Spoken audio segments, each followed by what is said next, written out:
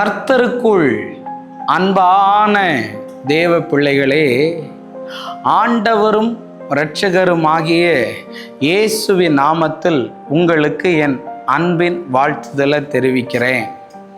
இன்னைக்கு ஆண்டவர் ஒரு முக்கியமான காரியத்தை உங்கள் கூட பேச சொல்லியிருக்கிறாரு. அதை நான் பேசுகிறேன். நீதிமொழிகள் 18வது அதிகாரம் அதனுடைய 22வது வசனத்தை வாசிக்கிறேன். மனைவியை கண்டடைகிறவன் நன்மையானதை கண்டடைகிறான், கர்த்தரால் தயையும் பெற்றுக்கொள்கிறான் என்று எழுதியிருக்கிறத பார்க்க முடியும். இன்னைக்கு என் மெசேஜோடைய தலைப்பு என்ன தெரியுமா? பொருத்தமா இல்லை வருத்தமானு பேச விரும்புகிறேன். நிறைய பேர் சொல்கிறாங்க, இவன் எனக்கு பொருத்தமே இல்லை, அதனால தான் இவ்வளவு நான் வாழ்க்கையில் வருத்தப்படுகிறேன். நிறைய பேர் கிறிஸ்துவங்க கூட போய் அவங்களையெல்லாம் என்னத்தை சொல்கிறதுன்னு எனக்கு தெரியல. 10 பொருத்தமும் நல்லா இருந்து கல்யாணம் பண்ணி வைப்பாங்களாம். அவனுக்கு அவ கூட பொருந்தி வாழ முடியாது. அந்த பொருத்தத்தை பார்க்கக்கூடாது. நிறைய பேர் ஒரே வேலையானு மேட்சானு பார்க்குறாங்க. அவன் யூஎஸ்ஏல வேலை செஞ்சா, இவன் யூஎஸ்ஏல வேலை செஞ்சா, வேலை பொருத்தமாக இருக்கும், வாழ்க்கை மேட்சிங்காக இருக்காது, அன்மேட்சிங்காக இருக்கும். நிறைய பேருக்கு சொந்த வீடாக இருக்கா பொருத்தம் பார்க்கறது. நிறைய பேருக்கு அவன் ஹைட்டாக இருக்கானா, இவன் ஹைட்டாக இருக்காளா, பயங்கரமாக பொருத்தம் பார்க்கறது. இதெல்லாம் மேட்ச் ஆகும், ஆனால் லைஃப் செட்டே ஆகாது. நான் உங்ககிட்ட சொல்ல வர்றது என்ன தெரியுமா?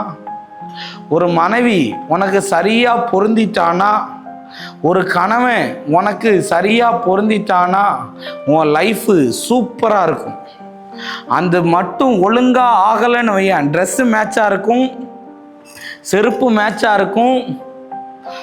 ஏன் சொல்ல போனால் பைபிள் கூட ஒரே பைபிள் மேட்சாக இருக்கு, ஆனால் லைஃபு சரியான மேட்சாக இல்லை. எத்தனை திருமண வாழ்க்கையில் தெரியுமா கஷ்டப்பட்டு வாழ்கிறாங்க, வேதனையோடு வாழ்கிறாங்க.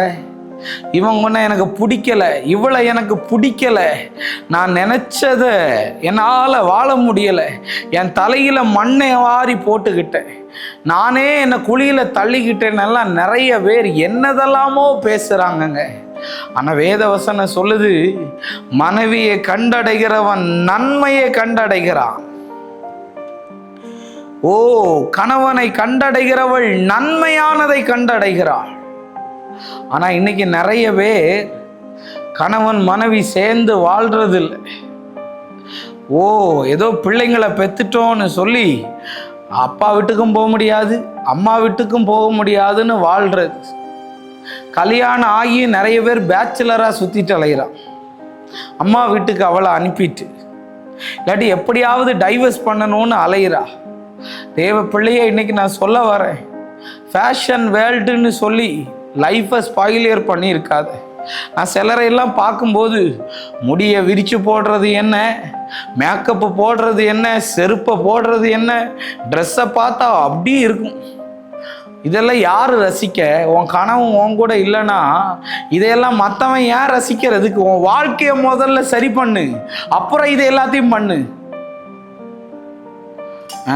இன்னைக்கு ஐடியில் வேலை செய்கிறவன் தான் வேணும், பணக்காரன் தான் வேணும், கஷ்டப்படாதவன் தான் வேணும். ஆனால் யாராவது சொல்கிறீங்களா, கர்த்தரை நம்புகிற ஒருத்தனை எனக்கு தாரும் என்று, கர்த்தரை நம்புகிற ஒருத்தியை தாரும் என்று? இன்னைக்கு ரொம்ப வேதனையோடு பேசுகிறேன். திருமண வாழ்க்கையில் 199 சந்தோஷமாக இல்லைங்க.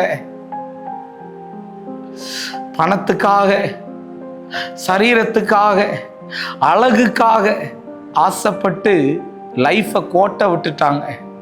இன்னைக்கு கோட்டை விட்டுட்டு பார்த்துக்கிட்டு இருக்கிறியா நீ? எல்லாமே எனக்கு கஷ்டமா இருக்கு பிரதர், எல்லாமே வேதனையா இருக்குன்னு என்ன பொருத்தத்தை பார்த்த? உங்க 2 பேத்துக்கு செட் ஆகும்னு கர்த்தர்ட்ட ஜோம் பண்ணியா நீ? ஜோம் பண்ணியா நீ? வாழ்க்கையில் எடுத்த ஒரு முடிவு லைஃப் லாங் கஷ்டப்பட வேண்டியது இருக்கு. பார்த்து வச்ச கல்யாணமே ஒழுங்காக போகலை. இது பார்த்து வைக்காத கல்யாணம், இந்த லவ் பண்ணி போகிறது, ஓடி போகிறது, இவன் தான் வேணும்னு நிற்கிறதெல்லாம் இன்னைக்கு கத்தியும் விஷப்பாட்டலும் தூக்கு கயரும் ஹாஸ்பிட்டலும் வீடுமா இன்னைக்கு அலைஞ்சிக்கிட்டு இருக்கு. தயவு செஞ்சு சொல்கிறேன், ஆண்டவரே இந்த பிள்ளைகளுடைய போராட்டம் மாறட்டும்னு நான் ஜெபிக்கிறேன். கணவங்கிட்ட அடி வாங்கி, பெல்ட்டால் அடி வாங்கி, சூடு வச்சு கண்ணா பின்னான்னு அடிக்கிறான். வலிக்குது பிரதர், யார்கிட்ட சொல்ல முடியும்? நீங்க கஷ்டத்தோட இருந்தானா உன் போராட்டங்களை எல்லாம் ஆண்டவர் மாற பண்ணுவாராக. நம்ம ஜெபிப்போமா? அன்பான நல்ல ஆண்டவரே, இந்த நேரத்துக்காக நன்றி.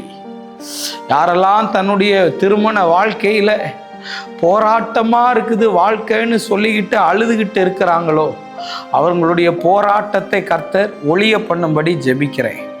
இயேசுவின் நாமத்தில் வேண்டுகிறேன் நல்ல பிதாவே. ஆமேன், ஆமேன், ஆமேன். God bless you. கர்த்தர் உங்களை ஆசீர்வதிப்பார்.